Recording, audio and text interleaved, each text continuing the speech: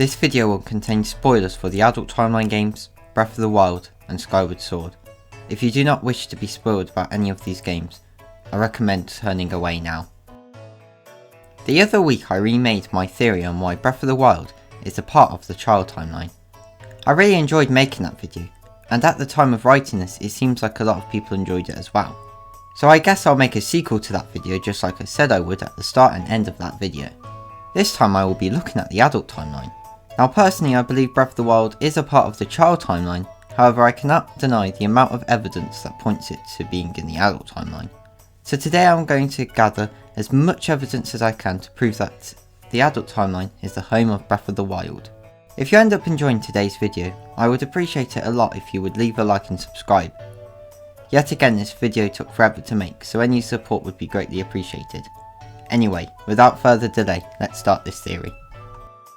Like last time, I will be starting with the map references to the adult timeline games in Breath of the Wild.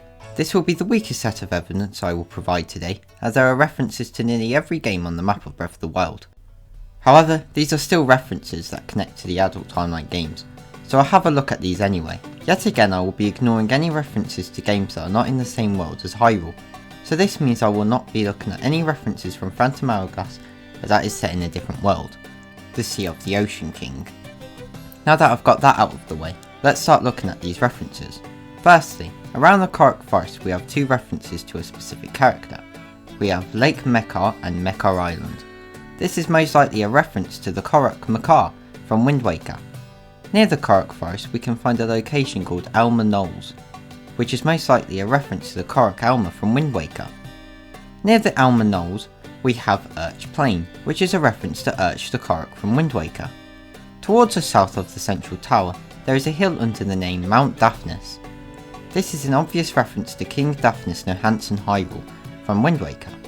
There are 4 islands right next to each other on the Lanayru Sea. These islands all share names with characters from Wind Waker.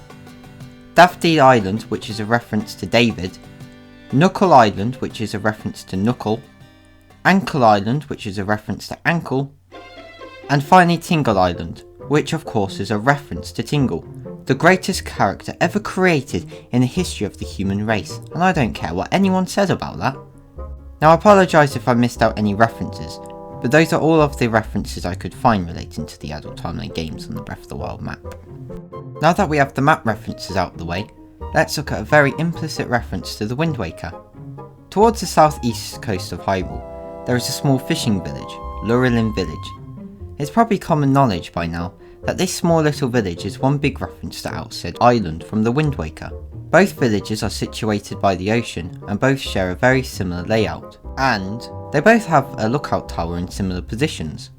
This is obviously not the same village, however perhaps the village was constructed in such a way to honour the hero of Wind's birthplace. Next, let's look at a certain item that can be collected in Breath of the Wild, the Rock Salt. The Rock Salt is an item found throughout the whole of Hyrule. The item description for this item states, crystallised salt from the ancient sea commonly used to season meals. The fact that it brings up the ancient sea is very interesting, as this rock salt can be found all throughout Hyrule. This suggests that the areas where this salt was found must have been the areas where the ocean once was.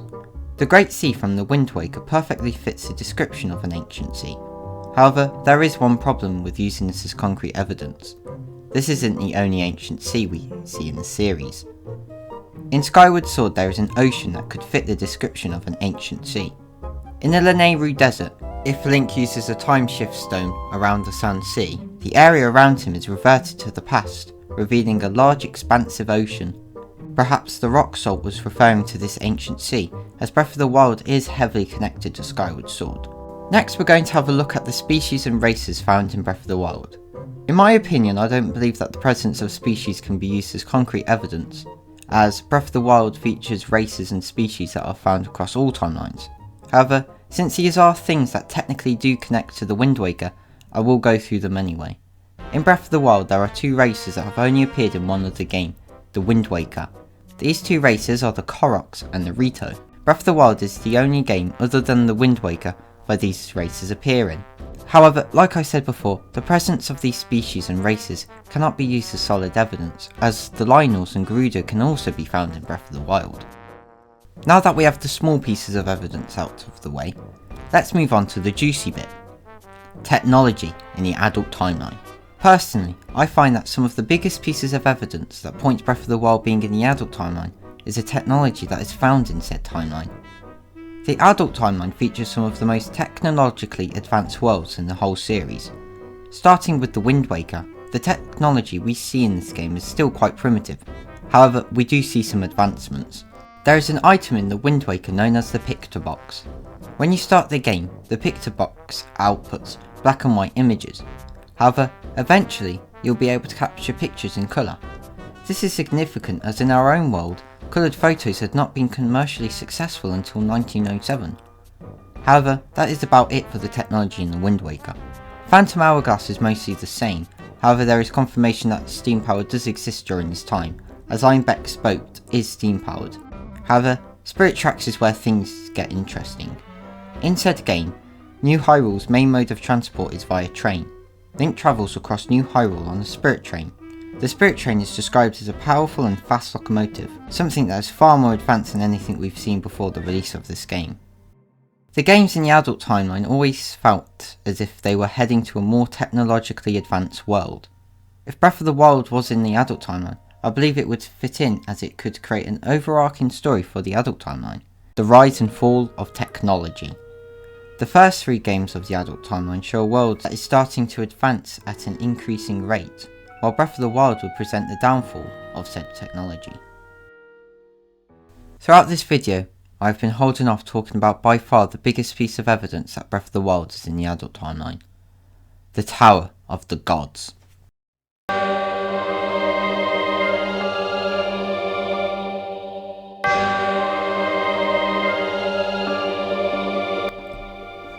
The Tower of the Gods is an ancient structure said to have been created by the gods to test the courage of potential heroes. A trial, you could say. Now where have we heard that word before? Oh yes, the trials from Breath of the Wild. I am a believer in the theory that the Tower of Gods was a precursor to the shrines from Breath of the Wild. Firstly, let's look at the way the Tower of Gods is summoned. Link must collect the 3 goddess pearls and put them in the statues of the goddess. This causes the Tower of the Gods to rise out of the ocean. There are shrines that are hidden in Breath of the Wild that can only be revealed when certain environmental factors are met. This is very similar to how the Tower of the Gods is summoned. Furthermore, whoever built the Tower of the Gods was obviously technologically advanced. They built ancient robots that run on a blue coloured energy, just like the Sheikah technology. The connections don't end there though. Just like the shrines, there are constellation patterns that cover the architecture of the Tower of the Gods. I personally believe that all of this was intentional. However, that's just my opinion. I'll leave a link in the description to the video that first introduced me to that theory. Finally, we'll have a quick look at the Divine Beasts. All Divine Beasts are named after sages from Ocarina of Time and the Wind Waker. Val Naboris is a reference to Nabooru from Ocarina of Time. Vairuta is a reference to Ruto from Ocarina. Varudania is a reference to Darunia, who is also from Ocarina. All of these characters only awakened as sages in the adult timeline. There is also one other Divine Beast, Valmeadow. Valmeadow is a reference as Sage Medley from Wind Waker. So all of this clearly points to an adult timeline placement. All of this evidence suggests that Breath of the Wild is very likely part of the adult timeline. Even though I personally don't think it is, I cannot deny the amount of evidence that points it towards being in the adult timeline. In fact, after doing the research of this video, I was actually starting to consider whether Breath of the Wild is a part of the adult timeline. However, there are certain things that do hold it back for me, including how the Wind Waker ended. However, that is just merely my own opinion, and honestly, if it's not in the child timeline, I'm starting to believe that it would most likely be in the adult timeline. Next time, I will be tackling the downfall timeline, and I will try to explain why Breath of the Wild could be in that timeline. If you enjoyed today's video, make sure to leave a like and subscribe, it would mean a lot.